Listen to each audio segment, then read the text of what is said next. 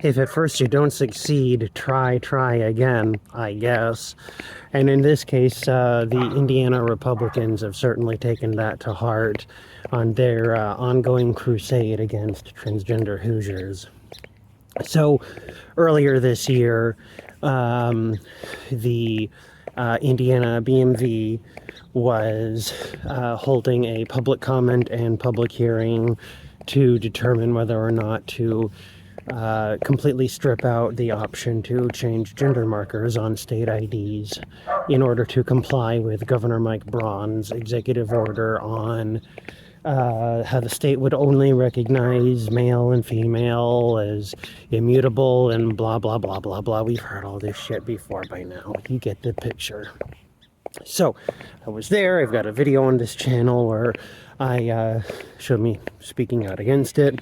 And then on November 14th, they had a second round of public comments and a public hearing, because even though the first time drew out a massive crowd speaking in defense of trans people and had thousands and thousands of public comments submitted for a public archive defending trans people, the Indiana state government decided that that wasn't evidence enough not to follow through with this. So here is round two with me speaking at it yet again.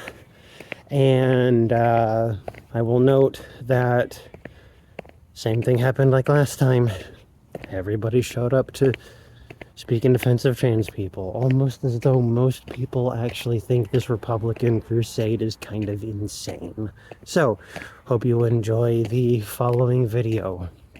And I will add, before we move on, that I will always make good on my promise not to be another Sarah McBride. I will always defend my brothers and my sisters anywhere and everywhere possible, and I will always push to further the cause of transgender liberation.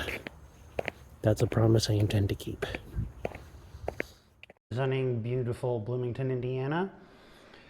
And, you know, in recent days, the argument that conservatives have used when justifying the attack on trans people's rights to change their ID documents has been that your sex assigned or observed at birth is some immutable historical truth that must be treated as though carved in stone and protected at all costs.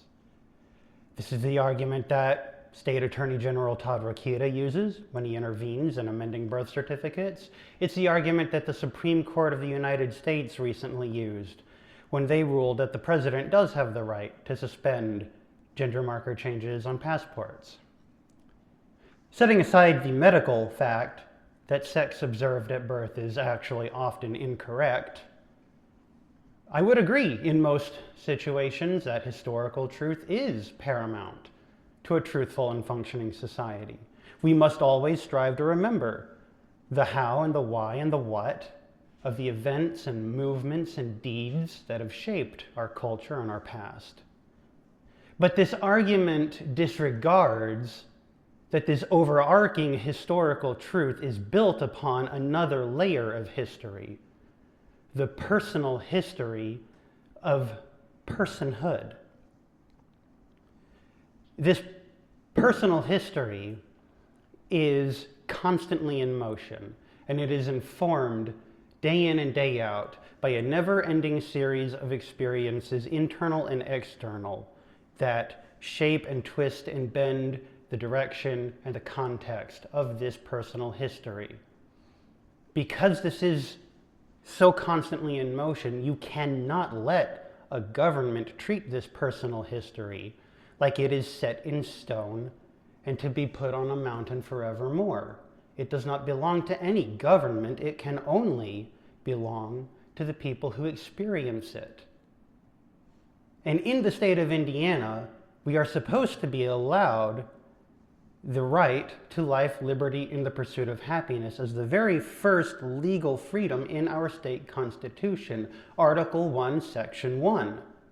And I would argue you cannot have life, liberty, and the pursuit of happiness if you do not allow individual, free people to own and control their own personal history. This is the historical truth that must be protected more than anything. And this is why this rule change must be rejected.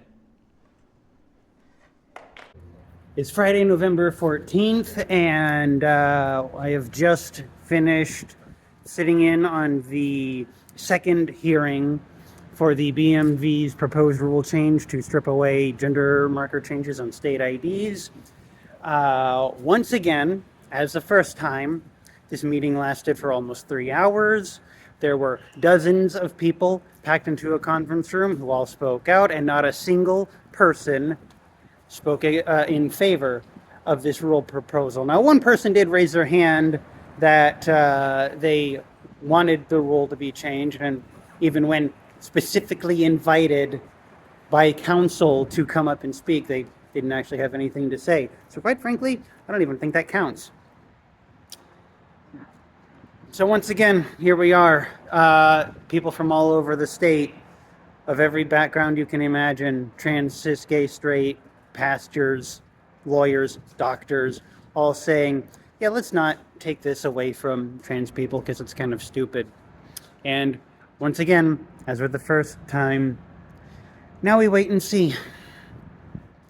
Maybe, just maybe, we've got enough pushback on this shit to stop Governor Braun and Todd Rokita from pushing this through on the BMV. Just cross your fingers, right?